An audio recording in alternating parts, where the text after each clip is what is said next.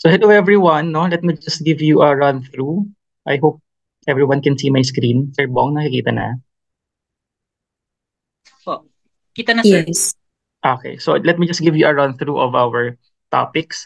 No, so we have decided to assign the topics, no, para hindi kayo masyadong mapagod and masyadong magkaroon ng information overload per session.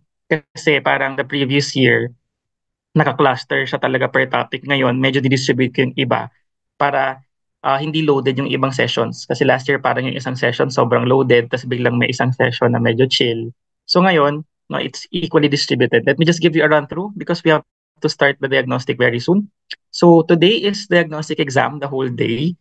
No, so 3 hours for analytical and then 3 hours for organic. Okay, so technically dapat anong meron tayo? Number one, we have our calculator. Please make sure that your calculator is part of the list of the approved calculators for the board exam. Saan nyo siya makikita? Sa PRC website. No? Just make sure na approved yan.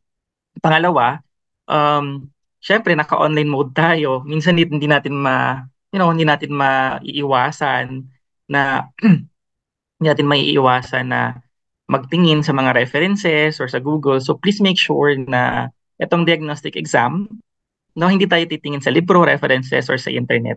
No, okay lang yun na bumagsak sa diagnostic kung talaga mababa yung score, kung di talaga natin alam, di okay lang yun because ito naman yung mag-gauge ng mga aaralin pa natin in the future. So please be very honest in answering the diagnostic exam. Okay? And then, session 2 will be handled by myself. Ako pa rin to, August 11. We will be discussing measurement, periodic table, stoic, mga basic Gen Chem to, bonding and chemical reactions, mixtures and solutions, etc. So medyo mahaba yan, pero kakayanin natin. And then session 3 will be about electrochem, acids and bases, and then the gases. So ako rin to, I will be handling session 3. Session 4 and 5 will be handled by Ms. Vanji Maglacas, no, one of our very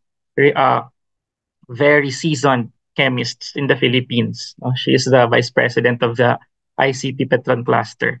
So she'll be discussing about lab tech, introduction to lab equipment and glasswares, laboratory chemicals, preparation of reagents, basic lab operation, sampling, so paano ka magsasampling, quartering method, etc. Sample prep, usage and maintenance of lab equipment, QC and QA, hindi pala hanggang lab equipment lang. And then session 5 will still be under Miss Vanji, QA versus QC, no? Si Miss Vanji has an extensive experience in QC and QA, no? So nag-handle siya she was part of QC and part of QA. And then you have the standards, the role of QC and QA in the company. Also for those teaching in the academy, I think merong isa si Ma'am, no, from Lasal Academy sa Iligan. So tamang-tama kasi lab tech, so naka-assign siya sa laboratory din. So common hazards, fires, magugulat tayo na yung mga common hazards na nangyayari sa laboratories natin, no? Mabilis lang pala siyang iwasan, kaya pala siyang iwasan. Paano? So tuturo yan ni Ms. Vanji. Lab protocols, chemical labels, tapos waste generation, storage, environmental laws and regulation in the Philippines.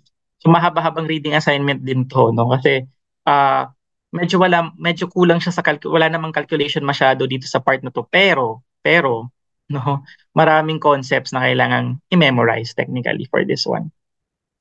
And then September 8, session 6, we'll do analytical chem part 1. Gravimetric analysis, precipitation, volatilization, and then we'll do titmetric analysis, no? Titrations, etc. Paano nga ba ma-detect yung endpoint, no? Ano-ano yung mga different endpoints of the different types of titration, and other methods. Errors in titration, we'll also discuss that. And the session 7, apat lang yung nakasulat yung topics, pero mabigat yan, session 7, no? Sobrang info-filled tong session 7 with calculations din to. So how do we handle electrochemical methods, spec, and separation techniques, and other instrumental methods of analysis. And then session 8 will be org-chem, no? Organic compounds, naming, properties of organic compounds, isomerism, reaction of organic compounds, part 1. And then we'll do session 9, reactions of organic compounds part 2, and then separation and purification techniques in the laboratory. So nakalimutan ko, sessions 9 and 8 will be handled by myself, 7 si Ms. Vanji. So si Ms. Vanji will be your professor for session 4, session 5, and then session 7. And then, the last session, session 10, no, which is the mock test. So kaming dalawa ulit yan. No? Sa session 10, measure natin ngayon dyan yung ating learning. So i-measure natin yung difference ng scores natin sa diagnostic and mock test.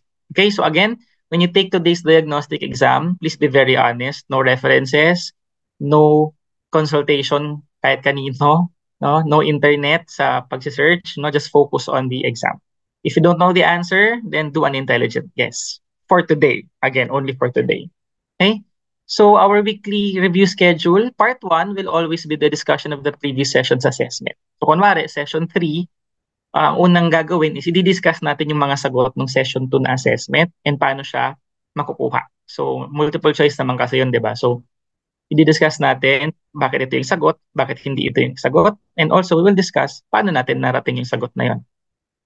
Part 2 will be the interactive lecture, no? So maghapon to, lecture, pero interactive naman siya. So may Q&A, etc. And then part 3 will be the session assessment. So kung session 3 yun, edi session 3 assessment. Okay? So just to add, yung session 3 assessment, syempre sasagutan natin siya sa session 4. No? Sasagutan natin together. Pero kayo, sasagutan nyo na siya during the day's session. Okay? Just to give you an example, di ba 9 ang simula? So discussion of previous session assessment, siguro 9 to 10, part 1. And then si part 2, interactive will be 10 until 3:30 ng hapon. Di ba? Medyo mahaba. And then yung part 3 will be 3:30, no? To 5. Kasi magsasagot na kayo right then and there. Okay? So, yon. That's for the weekly review schedule. For today's schedule, we'll have the diagnostic exam 1, which is organic in the morning, and then diagnostic exam 2 in the afternoon. So 3 hours yun, which are uploaded in your portal.